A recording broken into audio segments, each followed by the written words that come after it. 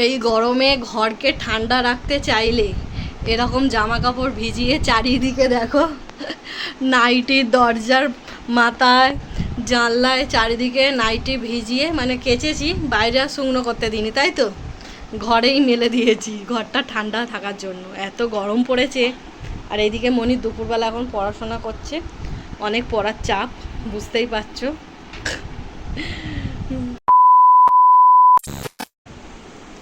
তো hello guys, welcome back to my channel Mitu lifestyle Moni. তো তোমরা সবাই কেমন আছো? আশা করি খুব ভালো আছো। আর যা গরম পড়েছে, ভালো থাকবেটা বা কী করে। তো যাই হোক, ভালো থাকো, সুস্থ থাকো, সবসময় সবাই একটু জল বেশি করে খাও, কেন এত গরম পড়েছে কি বলবো। আমাদের এখানে তো প্রচণ্ড গরম, আর আমাদের দুতলা ঘর, উপরের ঘরে একদম থাকাই যায় না। এখন ঘরদোর পরিষ্কার করছি, ঘরদোর পরিষ্কার হয়ে গেলে রান্না বসাতে যাব। তারপরে মানে এই ঘরটা তো প্রচণ্ড গরম, তাও আমার শাশুড়ি মায়ের ঘরটা তো একটু ঠান্ডা, কিন্তু আমাদের ঘরটা প্রচুর গরম। মানে মনি তো থাকতেই পারে না। আগে আমাদের দুটো করে পাখা চলতো, 5খানা পাখা পুড়ে গেছে, তাই তো মা? 5টা পাখা পুড়ে গেছে।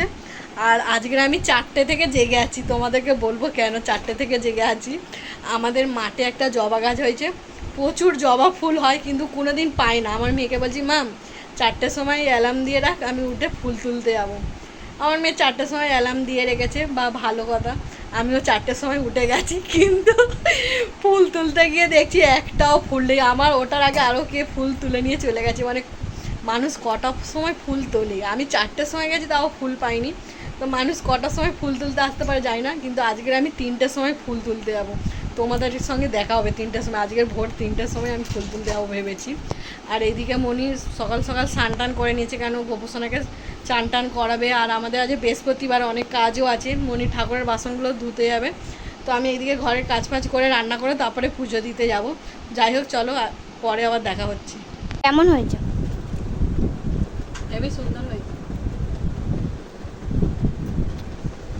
এই গরমেতে খালি দইয়ের ঘোল আর ফ্রিজে বরফ জমাচ্ছি, রসনা আনছি, গুলছি, খাচ্ছি, বরফ গুলছি, খেয়ে খেয়ে গলাও ব্যথা হয়ে যাচ্ছে, ঠান্ডাও লেগে গেছে, কিন্তু গরমে থাকতে পারছি না।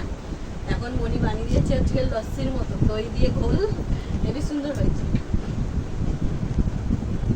তুই খাচ্ছ? দাও তুই আমাকে। খেয়ে আর বাবার জন্য 1 গ্লাস রেখে দিবি। আজকে আজ হবে পটল চিংড়ি, আর হচ্ছে ওটা কি বলেন, লতির তরকারি, আর মোরলা মাছের তরকারি রান্না বসিয়ে দিয়েছি সবে, দেখো তেল গরম করছি। আর একদিকে তো গ্যাসটা কালকের থেকে জ্বলছেই না, বাপরে বাপ। আর রান্না বসাবার আগে একটু মানে ঠান্ডা ঘোল খেয়ে নিলাম, বনি বানিয়েছিল, কেন এত গরম পড়েছে কি বলবো, মাথার যন্ত্রণা করছে। যাই হোক, রান্নাটা এখন বসানো যাক। এখানে আমাদের পটল আলুর তরকারি হয়নি। পটল আলুর তরকারি হয়ে এসেছে। এখন গ্যাসগুলো এত অসুবিধা হচ্ছে, গ্যাসটা এত ডিস্টার্ব করছে, শ্বশুরমশাই এসে এই গ্যাসটা সারিয়ে দিতে ডালটা এখন বসালাম। এখনো লতিটা এখনো সেদ্ধই করা হয়নি, সবাই পটল আলুর তরকারি বসিয়েছে। এদিকে পটল আলু ভাজা হবে, টক ডাল হবে, কখন করবো জানি না। এইদিকে দেখতেই পাচ্ছ আমার পটল আলুর তরকারি, আর ওদিকে সবে ডাল এখন বসালাম। গ্যাসের জন্য আমার সব রান্না এখন দেরি হয়ে যাচ্ছে, গ্যাসটা এত অসুবিধা হচ্ছে, শুধু তলা থেকে আগুন উঠে যাচ্ছে। এখন চলছে তো? এখন চলছে, দাদা ঠিক করে দিলে একটু। এই গরমে ঘরকে ঠান্ডা রাখতে চাইলে এরকম জামা কাপড় ভিজিয়ে চারিদিকে দেখো, নাইটির দরজার মাথায় জানলায় চারিদিকে নাইটি ভিজিয়ে মানে কেচেছি, বাইরে আর শুকনো করতে দিইনি, তাই তো ঘরেই মেলে দিয়েছি ঘরটা ঠান্ডা থাকার জন্য। এত গরম পড়েছে। আর এইদিকে মনি দুপুরবেলা এখন পড়াশোনা করছে, অনেক পড়ার চাপ, বুঝতেই পারছো। তো এখন আমার চান করে চলে এসেছি, আর চান করার আগে জামা কাপড় কেচেছিলাম, কেচে পুরো জানলায় দরজায় দিয়ে দিয়েছি ঘরটা ঠান্ডা হওয়ার জন্য। আর এখন আমি পুজো দেবো, এখন আমার পুজো হয়নি, বৃহস্পতিবারের পুজো। সব কিছু এমনই, ওটার সময় ফুলটা নিয়ে আয় তো, ফুলটা ভুলে গেলাম।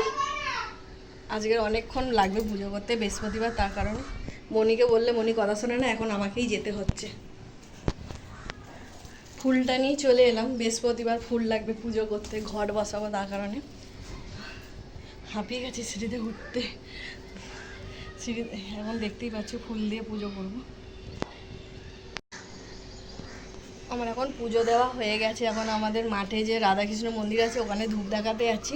দেখানো হয়ে গেলে আমার পুজো হয়ে যাবে। লাইটটা বন্ধ করে দিই, তারপরে এবার খেতে যাবো, কেন অনেকটা বেলাও হয়ে গেছে। 3টে 3:30 বাজতে যাচ্ছে। আর বৃহস্পতিবারে পুজো করতে গেলে একটু টাইমই লাগে। তো যাই হোক, আগে ধূপটা দিয়ে আসি ঠাকুরের মন্দিরে।